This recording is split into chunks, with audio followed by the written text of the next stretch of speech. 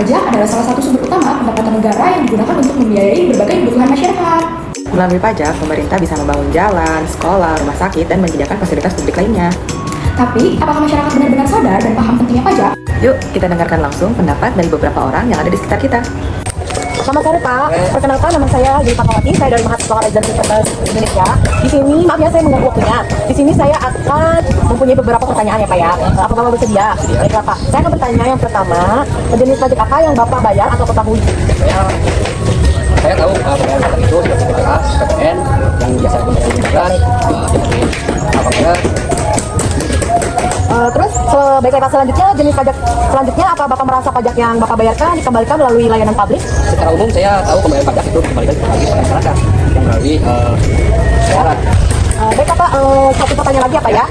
Apakah pendapat Bapak tentang kewajaran peraturan perpajakan?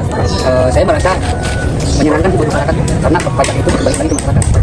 Baik-baik, terima kasih ya Pak. Ya. Mungkin sebegitu aja pertanyaan dari saya. Terima kasih atas jawabannya. Mohon maaf bila ada gangguan ya Pak ya. Ya, jenis pajak yang ibu bayar itu pajak apa? Kalau di sini dia bayar PPh 25 pada usaha sama PPh 21 itu yang untuk semua hewan yang bekerja di sini. Terus apakah pajak yang dibayarkan dirasakan kembali melalui pajak publik? Yang kita bayarkan selama ini kan belum masalah.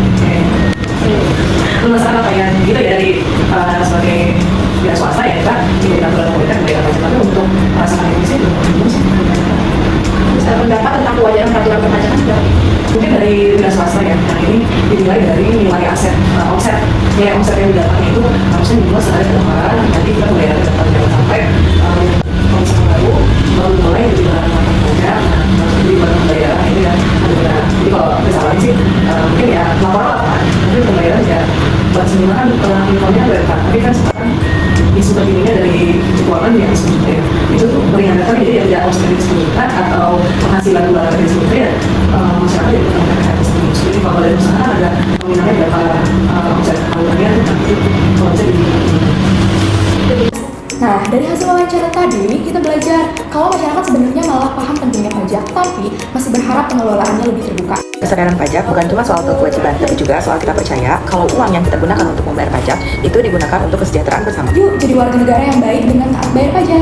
Karena pajak kita adalah untuk kita.